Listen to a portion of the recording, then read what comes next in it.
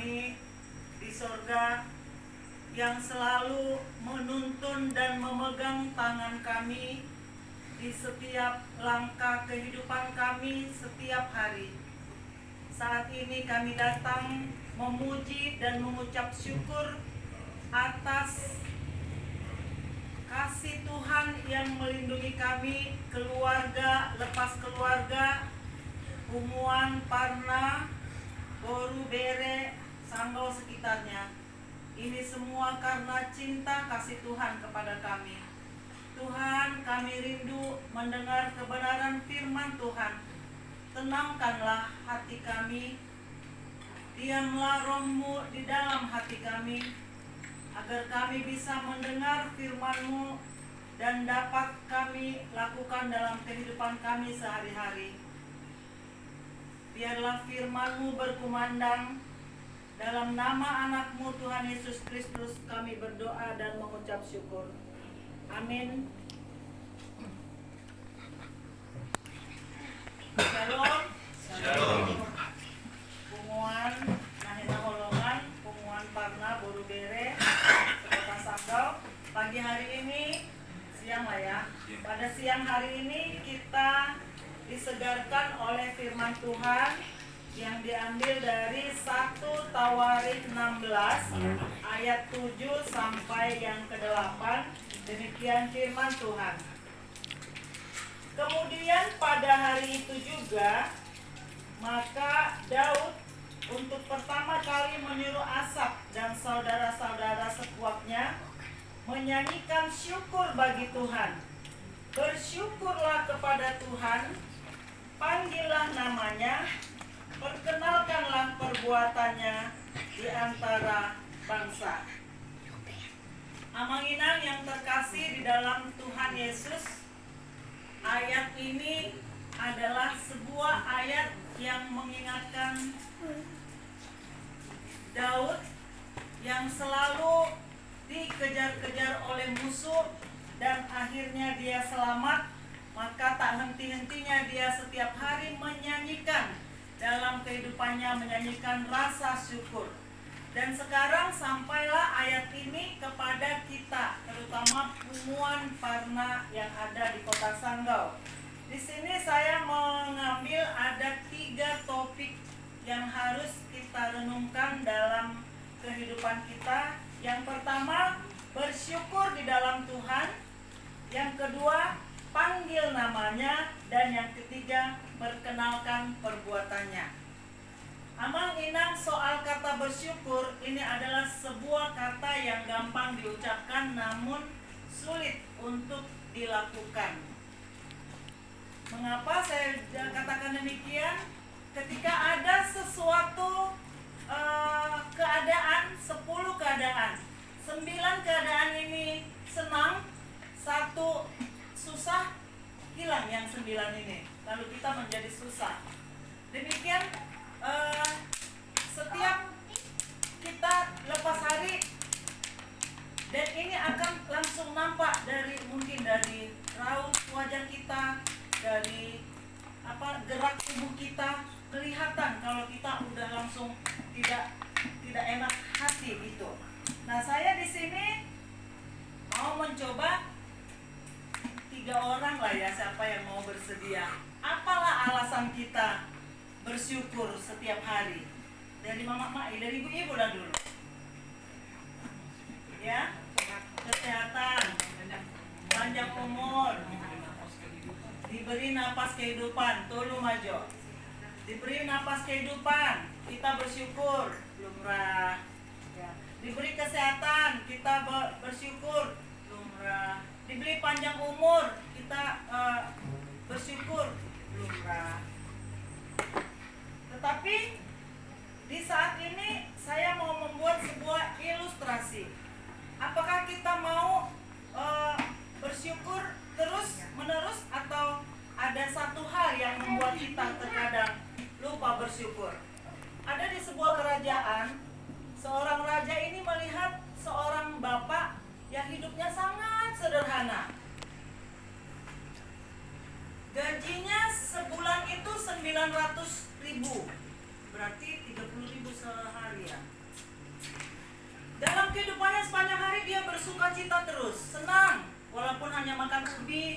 syukurin sama istrinya. Dia syukurin. Suatu saat raja itu apa rahasianya dia bersyukur ya? Lalu dipanggil penasehatnya. Halo penasehat, bapak itu kok bersuka cita terus ya? Padahal kehidupannya sangat sederhana.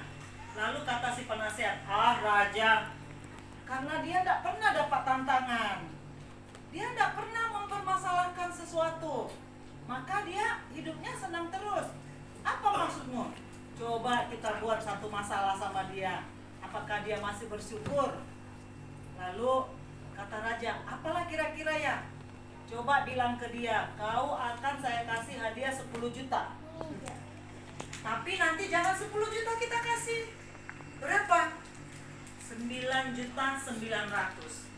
Lalu disampaikan kepada si bapak ini, Pak, karena kamu saya lihat baik di desa kita ini, maka kamu akan saya hadiahi 10 juta. Wow, senangnya, syukur, senangnya dia bandingkan dengan gaji dia 900, maka dibayangkannya udah setahun gaji dia, baru hanya dikasih hadiah seperti itu. Pada saat harinya tiba, diberilah amplop itu seperti yang disepakati mereka. Diberikanlah 9.900.000. Berarti 100 lagi kemana gitu dikasih. Dihitungnya, sia juta sia ratus. Dihitungnya lagi balik. Mulai raut wajahnya lain. Wah, ini pasti penasihatnya itu udah mulailah pikiran-pikiran negatif. Dihitung lagi, apanya maksudnya ini? Hilang sejahteranya. Harusnya dia, tak apa-apalah hilang 100. Toh udah ada 9.900.000. Itulah sebuah gambaran hidup bahwa hanya gara-gara sedikit mau hilang sukacita. Amang Ina yang saya kasihi, demikian juga dengan kehidupan kita sehari-hari. Ketika kita tulis di catatan harian kita, semua apa yang terjadi, mana yang lebih banyak, sukacita atau duka cita? Yang mana lebih banyak, yang lebih tua lah, pilih. Sukacita ya, iya sukacita. Kalau kita catat setiap hari lebih banyak sukacita. Tetapi permasalahannya, Amang Inang, saya juga, kalaupun saya memberitakan firman ini, bukan berarti saya sudah sempurna. Tetapi ayat ini perlu untuk kita pelajari bersama-sama, untuk saya dan untuk Amang Inang juga. Ternyata sukacita. Tetapi kenyataannya, dari sukacita yang kita dapat itu, terkadang ketika ada satu masalah, kita memang tidak bisa untuk bersyukur. Kita dari raut wajah kita, saya kalau udah ada masalah, nampaklah manginang, terus mukaku itu pakai mana lah, segi 10 kali, terus rambut keritingnya makin jigrak kali, kira-kira begitu. Jadi Amang Inang, kenapa demikian? Karena tubuh kita ini terdiri dari 80% air. Tubuh kita ini terdiri dari 80% air, yang reaksi air molekulnya tergantung pada pengaruh dari luar.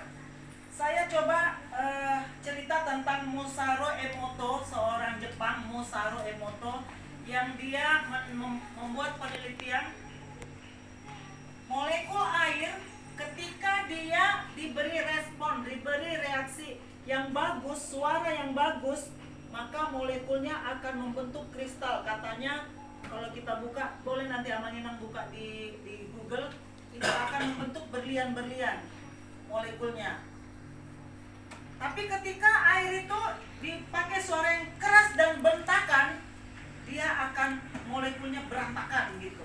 Maka tak kalah Amang Inang, terjadilah pada kita manusia, karena tubuh kita 80% air. Jadi kita ini sebenarnya, reaksi kita tergantung dari apa yang ada di lingkungan kita.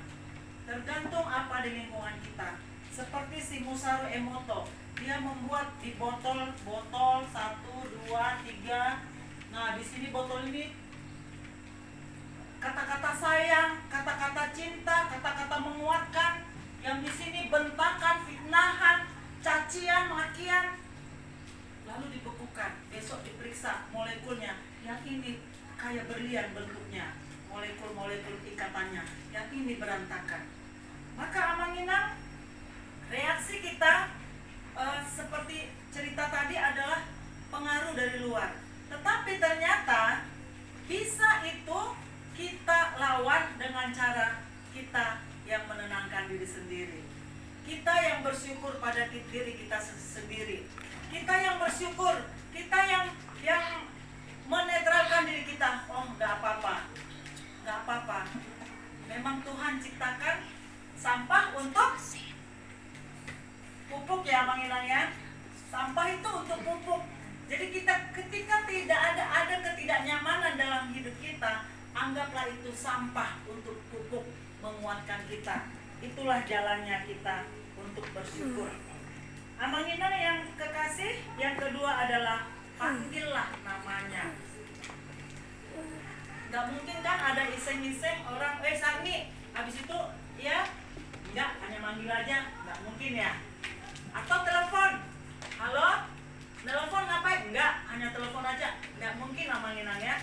Maka dia bilang, panggillah namanya. Berarti ketika kita disuruh memanggil, ketika kita memanggil berarti ada tujuannya. Ketika kita memanggil kawan kita berarti ada tujuannya. Apalagi di sini kita disuruh memanggil namanya, memanggil Tuhan. Tujuannya banyak. Kita di sini ada kurang lebih 30 lebih lah. Pasti kita masing-masing memanggil Tuhan dengan tujuan kita masing-masing. Permasalahannya, mau enggak kita membutuhkan Tuhan? Kalau enggak, ya enggak usah dipanggil. Karena ini hanya untuk orang yang mau memanggil namanya.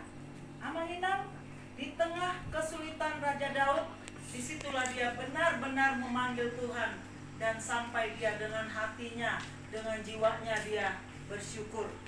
Maka Amanginang, hanya satu yang bisa kita panggil ketika kita kesesakan, yaitu panggilan namanya Tuhan.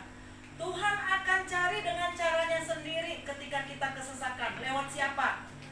Tuhan punya cara sendiri. Mungkin lewat tetangga kita, mungkin lewat orang-orang lain yang menyayangi kita. Jadi enggak Tuhan itu langsung, tapi Tuhan cari cara sendiri. Bagaimana cara Tuhan untuk supaya kita bisa menjadi tenang? Karena Tuhan, jalan Tuhan beda dengan jalan manusia. Pertanyaannya sekarang, maukah kita memanggil Tuhan sebagai penolong kita? Saya yakin semua kita di sini bilang mau. Maka firman Tuhan ini harus disegarkan, diingatkan sepanjang hari agar kita memanggil namanya. Yang ketiga yaitu perkenalkanlah perbuatannya.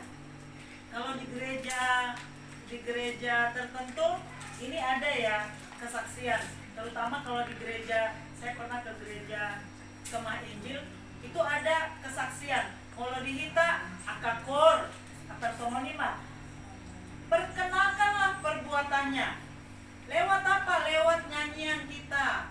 Ketika kita tadi bernyanyi, ini termasuk memperkenalkan perbuatannya. Tuhan luar biasa yang membentuk suara kita bisa bernyanyi begitu indah. Itu termasuk memperkenalkan perbuatannya.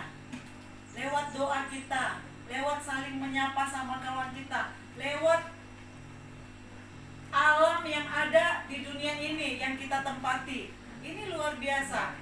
Mari kita memperkenalkan semua perbuatannya. Lewat apa, Amanginang? Lewat nyanyian kita, lewat doa kita, lewat perkataan kita. Ketika perkataan kita sering menyakiti hati orang, itu pertanda kita sedang tidak memperkenalkan Tuhan. Ketika perkataan kita sedang tidak menyenangkan hati kawan kita, itu sama dengan sedang tidak memperkenalkan perbuatannya. Maka Amanginang, yang paling nampak sekali memperkenalkan perbuatan Tuhan adalah lewat perkataan kita. Lewat perkataan kita. Marilah Amanginang, Punguan Parna, mari kita semakin hari semakin memperkenalkan perbuatan Tuhan lewat nah humalian kita, terutama lewat seisi rumah kita dan lewat pergaulan kita di mana tempat kita. Amin. Kita berdoa.